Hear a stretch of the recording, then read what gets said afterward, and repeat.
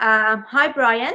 We're so delighted that you accepted to be a part of our campaign and hope you and your family are well and safe during this tough time.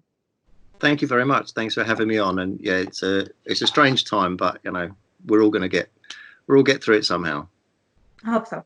So, mentioning the tough time that the world is undergoing right now, we cannot forget the Bahraini prisoners of conscience who are behind bars since years and years in not in an appropriate environment to fight the coronavirus.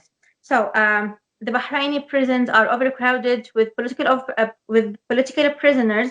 Some of them are permanent human rights defenders like Nabil Rajab, Abdul Wahab, Abdul Hadi Al Khwaja, and some of them are opposition figures who are prominent opposition figures like Sheikh Ali Salman, Abdul Wahab Hussein, and Hassan Mushaima. What are your thoughts? So I think that this is a new context that we're in because of the virus. Now, obviously, we and many others have for years been saying that those people should not be in prison anyway. And we continue to say that those people you mentioned and many others, Najib Fatil and various others, should just not be in prison with or without the virus. But I think that there is a new conversation now to be had too, which is because of the virus, governments really ought to be emptying their prisons of everybody that they possibly can, except those people who are clearly just too dangerous or otherwise really ought to be in prison. And the strange thing about Bahrain is that the Bahraini government sort of understands that, in that it has released large numbers of prisoners. I mean, 1,500 people. So it's just it's puzzling and frustrating that they haven't then taken that obvious next step of releasing the peaceful opposition figures, the human rights defenders, particularly because some of those people, I mean, clearly Hassan Mushaima and Singais are either very old and or have underlying health concerns. So if we, for the moment, not forgetting the argument that they shouldn't be in prison at all, but if we concentrate on the other argument, which is they ought to be released on health grounds, I think that needs to happen and needs to happen fast. I mean, clearly, the longer these people are in prison, the greater likelihood is that they're going to be infected, because prisons clearly are a breeding ground for the virus, as we've seen all over the world. And the virus makes no discrimination about those people who are in prison, whether they're prisoners or whether they're guards. And so whatever the government thinks about those political prisoners on a personal level, it really ought to be thinking about its own employees, people who are loyal to the government, the prison officers and the prison guards. And I mean, the equation is just straightforward. The more prisoners you have, the more likely that they are going to get infected, and the more likely that more guards are going to get infected. We've seen across the world prison workers, the prison staff, the guards being infected and being killed from the virus.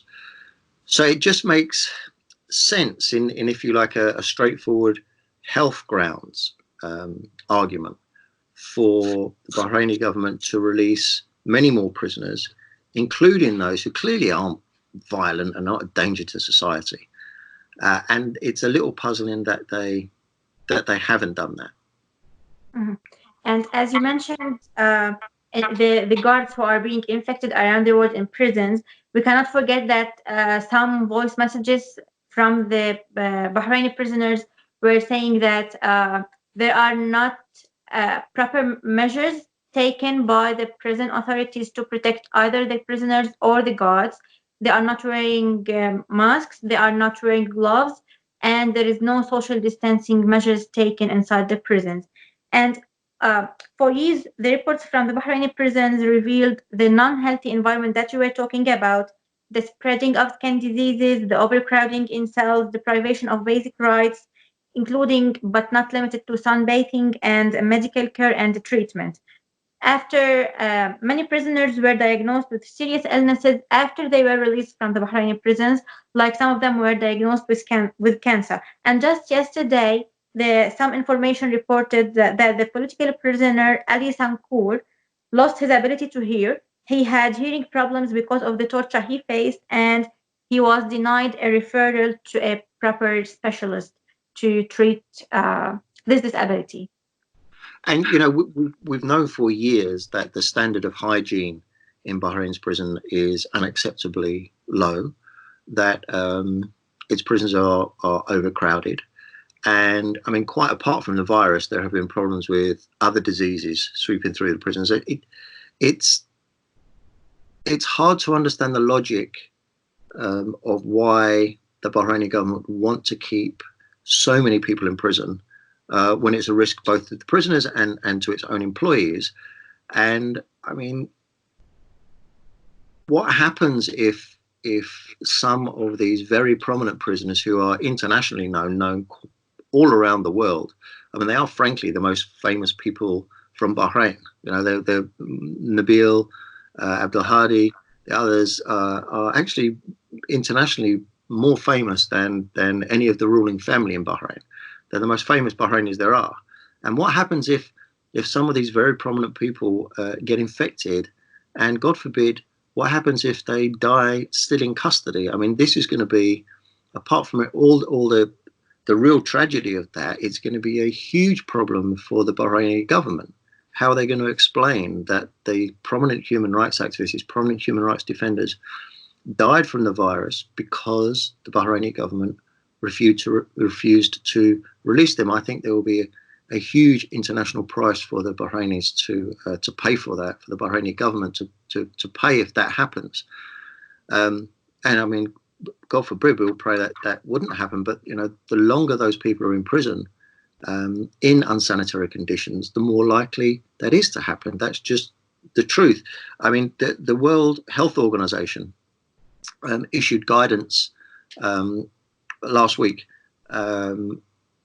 urging governments to find ways to urgently release prisoners who are either elderly or prisoners who have underlying health conditions, or prisoners who really are not a threat to society. And clearly that's true of these human rights activists. And time is running out. I mean, every day that there's a delay in releasing these people, there is a greater chance of them being infected and infecting the prison staff and those who come in contact with the prisoners. And noting that the Bahraini royal family pays so much respect to its international reputation and image, isn't the damage that will happen from just in case, as you said, that if one of those prominent human rights or prominent political prisoners got infected and got harmed while in custody, won't that do more damage to the royal family than releasing them to protect them and to protect the society from the threat of coronavirus? Yes, I mean, the answer to that, it just has to be yes. And you hope that there are within the Bahraini regime people who understand that and recognize that. It's not about being soft on political prisoners or even thinking that these people don't deserve to be in prison. I mean, just in terms of the cold, hard calculation of risk assessment, do you really want to run that risk that some of these people who are award-winning human rights activists, known across the world, often covered by the international media, do you want these people to be infected? I mean, what a nightmare for the Bahraini government to have to explain why it didn't release these people and let them in so much danger that they caught the virus, caught the infection, and died in prison. Surely there are people within the Bahraini government who realize the PR risk for that, which will be permanent. I mean, there's no coming back from that. And you just hope that there are people smart enough and sensible enough within the government to be arguing for the release of those activists. And if that happens, the plus side for the Bahraini government is that those of us who have been criticizing them for years and years will congratulate them. I mean, I'll be the first in line to applaud release these people on health grounds. That's absolutely the right thing to do. So I don't understand their calculation, and if their answer, when they weigh everything up, is still that it's a good idea for these guys to be in prison, it makes no sense to me. Yes, and what the government of Bahrain is ignoring the fact is that the coronavirus or the novel COVID-19 that made us all equal. Like we can't save a part of the world and ignore the other. We can't save part of the community and ignore the other part, because like we should all be saved at the same time on the same levels. We can't save the Bahraini royal family and ignore the health and well-being of the Bahraini opposition, because the infection will still spread into the society. Why are they ignoring such a fact? Well, I don't understand why, honestly. I mean, it's not only that I don't agree with their assessment, I don't even really understand their logic behind it, because you're quite right. The fuller the prison is, I mean, it's not that complicated. The more full the prisons are, the greater rate of infection is likely to be. The greater the rate of infection in the prisons in Bahrain means it's not going to stay within the prisons. I mean, people are coming and going, and staff are coming and going. And so it's going to spread more widely across Bahrain, including to anybody who's unlucky enough to get it. It's not just going to stay in one community. So I really, I'm at a loss. I just don't see the advantages to keeping the prisons as full as they are. And maybe what's even more puzzling is that clearly parts of the Bahraini government understand this. I mean, they understand the principle, which is why they have released those prisoners that they have, large numbers, almost 1,500 people. I mean, that's a good thing. But if it's right for those 1,500 people, why isn't it right for the rest? You know, those others. Go ahead, sorry. And mentioning the recent releases from the Bahraini prisoners, we've seen that the government intentionally released the prisoners who were convicted criminals and ignored the political prisoners or the prisoners of conscience who are not who does not represent or who do not represent such a threat to the society. Like only 17% of all the released prisoners were political, while all the others were convicted criminals. And as we've also documented that the most of the political prisoners are released under the alternative punishments measures that the government is trying to adopt recently. But while most of these prisoners served the biggest or the largest part of their sentences, they have still maybe month or two or just like 10 or 20% of their sentences. They are releasing them on the alternative punishments policy and like keeping them punished for a longer period of time.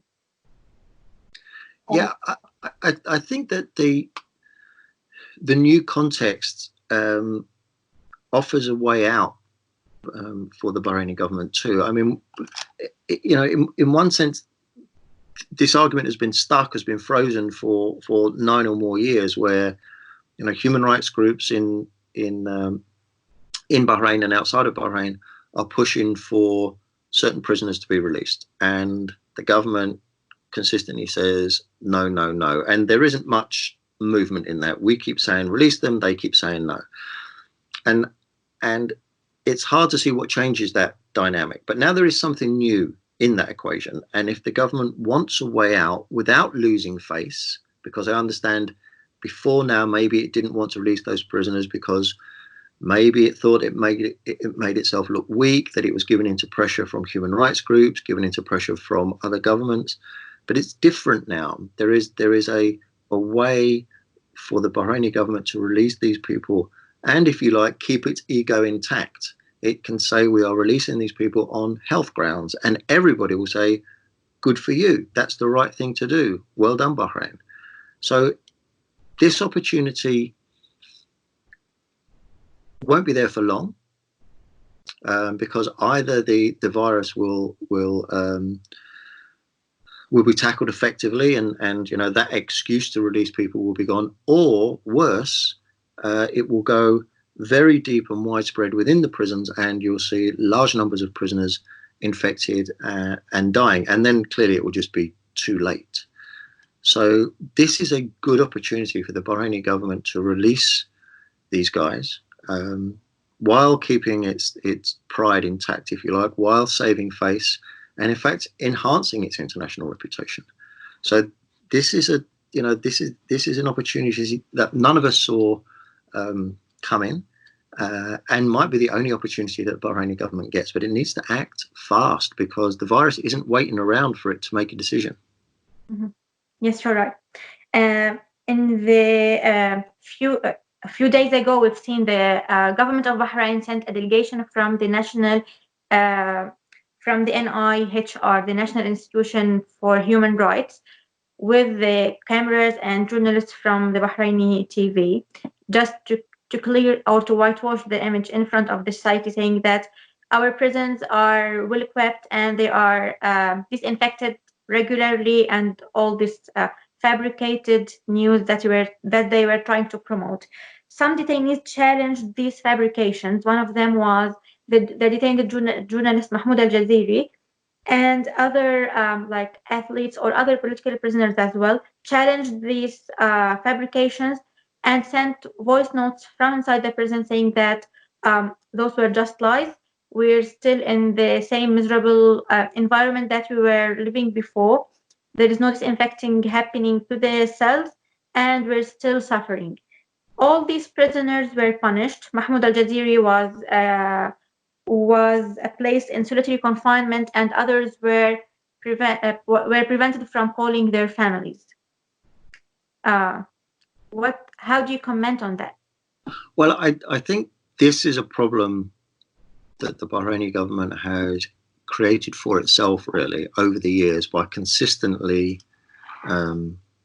not telling the truth and lying about all sorts of things, including prison conditions. And so when you have these two accounts, one from prisoners, which conflicts with the official Bahraini government authorities account, I think most fair-minded people inside and outside Bahrain know who's most likely, given the record, of who's most likely to be telling the truth.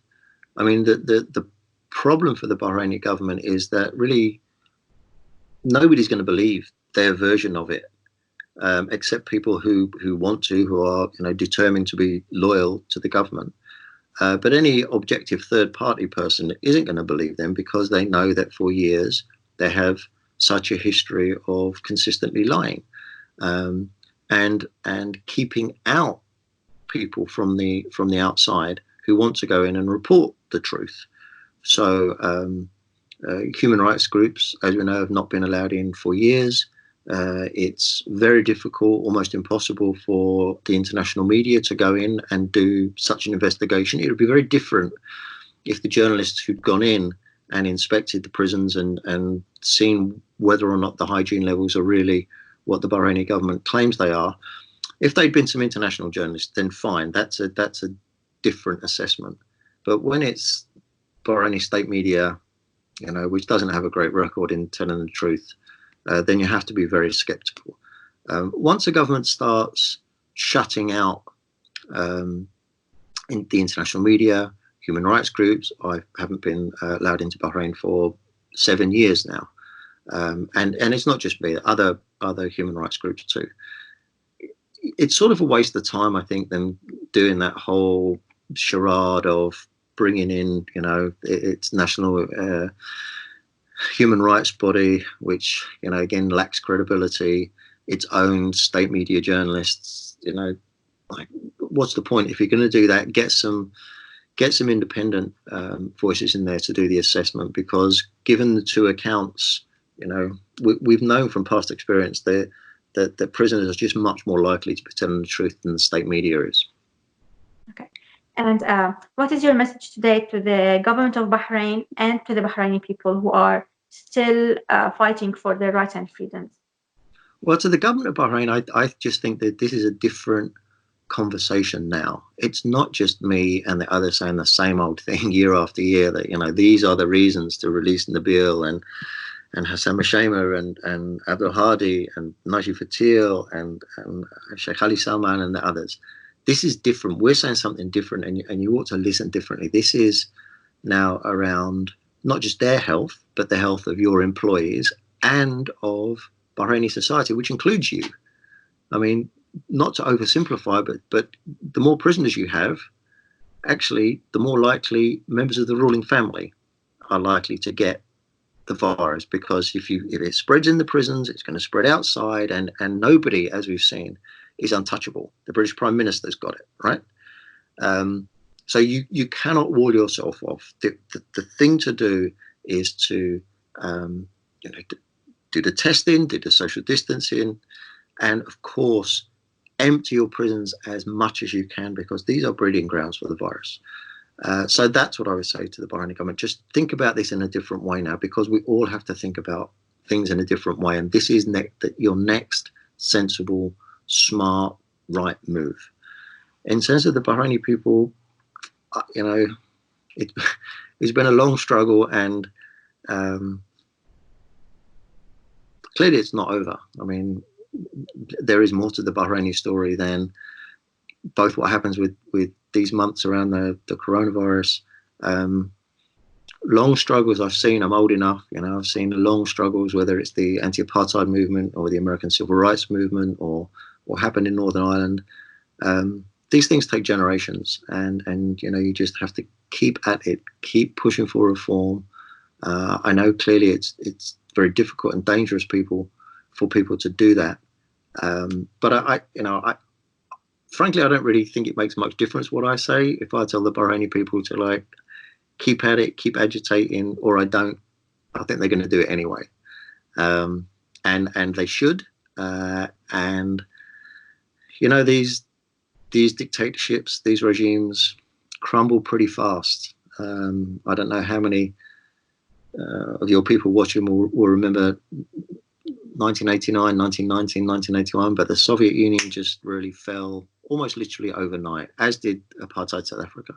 I mean, these things, when they topple, it's fast, and there's no indication of it coming.